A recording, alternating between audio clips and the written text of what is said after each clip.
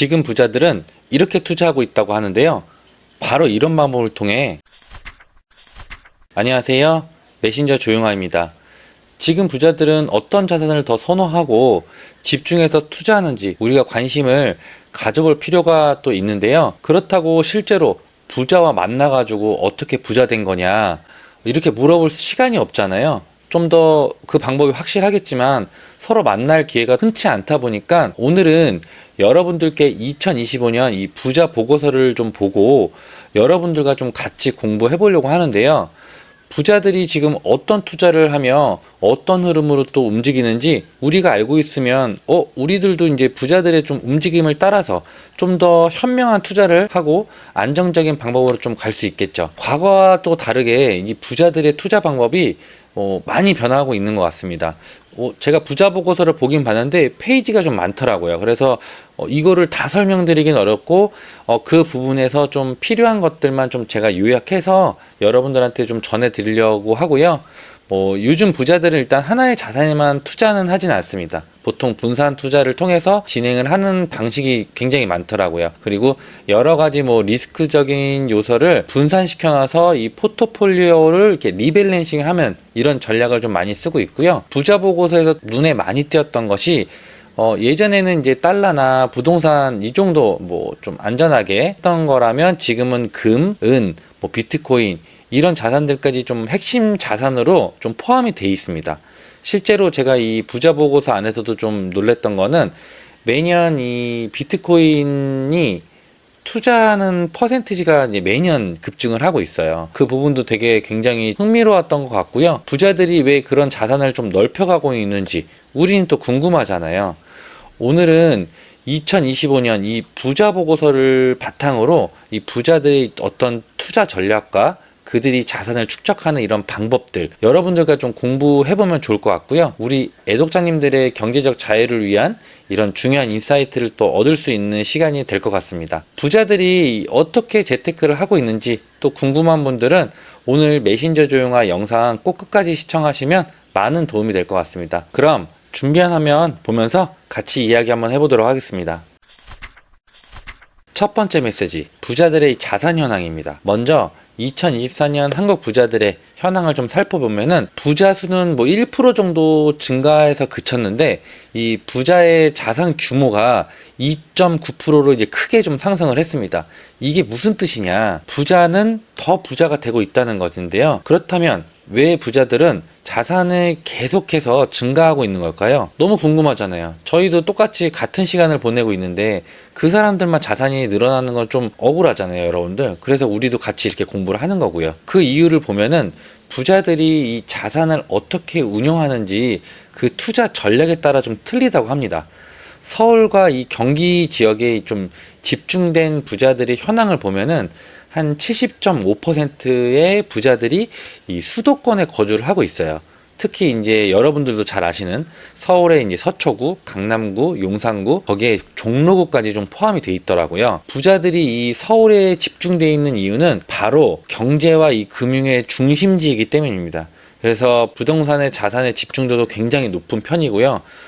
여기서 조금 나뉘어져요. 특히 법인 명의의 이 부동산의 비율이 굉장히 높습니다. 개인이 부동산을 구매하는 것도 있지만 특히 이제 이 기업이 부동산에 투자하거나 부동산을 구매하는 이런 비율이 굉장히 높습니다. 우리나라에서는. 그래서 이 부분도 여러분들이 좀 알고 계시면 좋을 것 같고요. 여러분들은 이 부동산에 집중하는 투자자들의 행동에 대해서 좀 어떻게 생각하시나요? 매년 이 증가하는 인플레이션이 이제 부동산의 자산을 증가시켜주기는 합니다. 이 원동력이 되긴 돼요. 원래는 매년 한 2% 정도의 인플레이션이 이제 정상적인 인플레이션이고 거기에 맞춰서 이 통화량이 발행이 되는 건데 2021년부터 23년도에 이제 코로나, 팬데믹 이런 이슈들이 있다 보니까 통화량을 급격하게 많이 풀었잖아요. 시중에 늘어난 이 통화량으로 인해서 이 자산 가치가 갑자기 늘어난 겁니다. 결국에 반대로 또 해석을 하면은 화폐가 많아질수록 화폐 가치가 떨어진 거죠. 그래서 그 시기에 2021년부터 23년 때 부자를 더 부자로 만들어주는 이제 계기가 돼버린 거죠. 그렇다고 현재 부자들이 이제 부동산을 공격적으로 막 매수를 하냐? 그건 또 아닙니다. 그런 시기는 또 지났고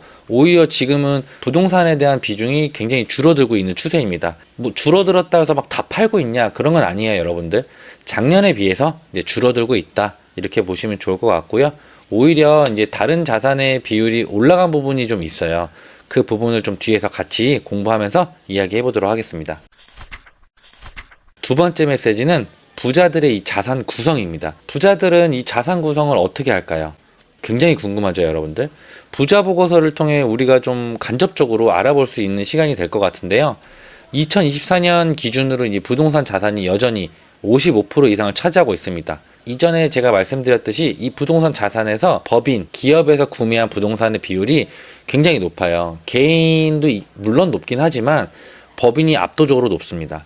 그럼 이 55% 안에서 또 나뉘는 거니까 그 부분도 여러분들이 좀 이해하고 보시면 좋을 것 같고요. 금융자산의 비율이 이제 커지면 커질수록 부동산 자산이 낮아지는 경향이 있습니다. 특히 이 고자산가와 초고자산가들의 어떤 금융보다는 이 부동산 자산을 더 많이 보유하고 있다고 해요. 말이 많이 어렵네요, 여러분들. 고자산가도 분명히 부자인 것 같은데 초고 자산가들은 또 따로 있어요. 그 사람들의 이제 그 부동산의 자산이 이제 높다. 근데 요거는 좀 제가 정리를 해드리면 아까도 얘기했지만 초고 자산가들은 분명히 이거 기업의 어떤 대표라든가 뭐 임직원이라든가 뭐 이렇겠죠. 그러다 보니까 그 회사 운영상 그 회사에서 이 부동산을 구매를 많이 한 걸로 좀 이렇게 보시면 좋을 것 같아요. 이게 이제 초고자산가라고 보시면 될 것 같고요. 고자산가는 여기에는 이제 개인도 있고 기업도 있고 개인의 비율도 좀 섞여 있다. 이렇게 보시면 좋을 것 같습니다. 그렇다면 이 금융자산과 부동산 자산 중에 어떤 자산을 더 선호해야 될까요? 부동산은 장기적인 안정성을 좀 제공하고 있고 금융자산은 좀 유동성이 보장이 됩니다. 접근하는 게 조금 가볍죠. 부동산은 초기 자금이 좀 무겁지만 어쨌든 이 금융자산들은 초기 자금은 좀 가볍습니다.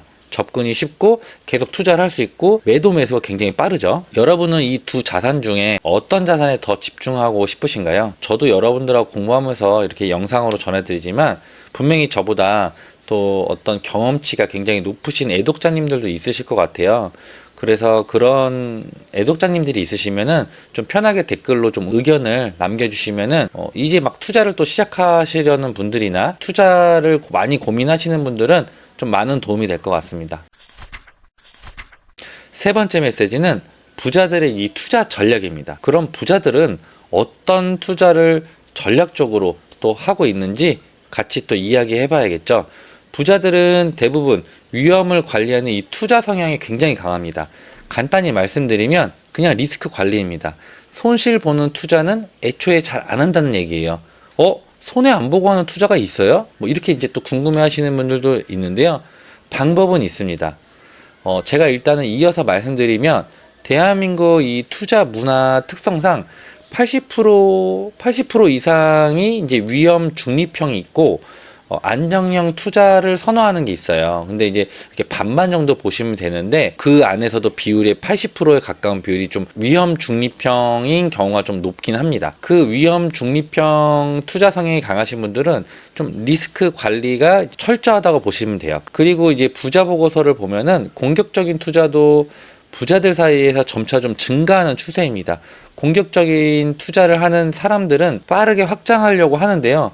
금융 지식과 이 리스크 관리 능력이 좀 중요한 요소잖아요. 결국에는 개개인이 내가 부자이긴 하나 금융 주식이 충분히 좀 받쳐줘야 되는 상황인 거죠. 어느 정도는 좀 그런 부분들이 커버를 해줘야 된다. 결국 위에서 내용을 보면 부자들이 전하는 이 투자법은 바로 리스크를 관리하면서 기업의 가치를 보고 이제 장기적으로 지속적인 투자를 좀 하는 것을 선호하는 것 같아요. 중간에 위험 요소들은 리밸런싱을 하면서 그 부분을 굉장히 좀 안전하게 끌고 가는 이런 성향들이 있다고 보여지고요. 금융 지식을 좀 잘 쌓은 사람들은 리스크를 좀 감수하면서도 이 안정적인 수익을 좀 얻을 수 있는 방법을 좀 스스로 좀 많이 깨우친 것 같습니다. 자기만의 어떤 포트폴리오와 색깔이 정확해지겠죠. 여러분은 공격적인 투자를 선호하시나요? 아니면 이런 안정적인 투자가 더 중요하다고 생각하시나요? 여러분의 투자 전략을 좀 경험으로 좀 전해주시고 남겨주시면은 우리 애독자님들도 많은 도움이 될 것 같습니다. 오늘은 그 부자들의 자산 관리와 투자 전략에 대해 좀 얘기해 봤는데요.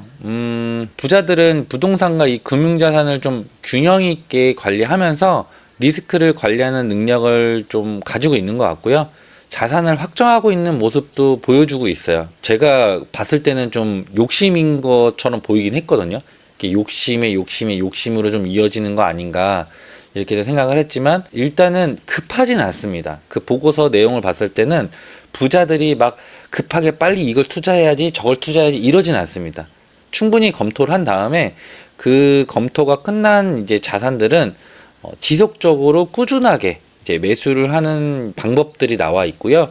보통 결국에는 그거를 적립식 투자라고 얘기를 합니다. 중간중간에 이제 손해를 안 볼 수는 없죠. 근데 손해를 안 보기 위해서 그 중간에 리밸런싱을 하면서 조금 부족한 것들은 더 채워주고 좀 많다고 생각하는 건 좀 줄이고 이런 식으로 이제 투자하는 방향으로 이제 좀 지속적으로 가져간다 이렇게 보시면 되고요. 그런 방법으로 또 리스크 관리를 한다. 그러면 이제 손실 없는 투자가 좀 대단한 기술인 것 같지만 결국에는 이 사람들이 하는 거는 몰빵 투자 이 사람들 안 하고 부자들은 적립식 투자를 좀 선호하는구나.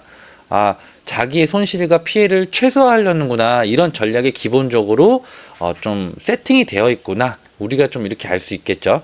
우리도 좀 이런 부분을 염두해서 우량주 위주의 어떤 적립식 투자법을 고려해서 장기적인 투자로 좀 세팅을 해 놓는다면 우리도 당장 부자 대열에 합류는 어렵겠지만 꾸준히 하고 우리가 가지고 있는 어떤 원칙과 규칙을 좀 정해놓고 투자를 한다면 충분히 여러분들도 저도 할 수 있다고 저는 생각하고 있거든요. 오늘은 부자들의 자산관리 전략을 좀 참고해서 경제적 자유에 대한 좀 시작의 공부를 같이 해봤고요.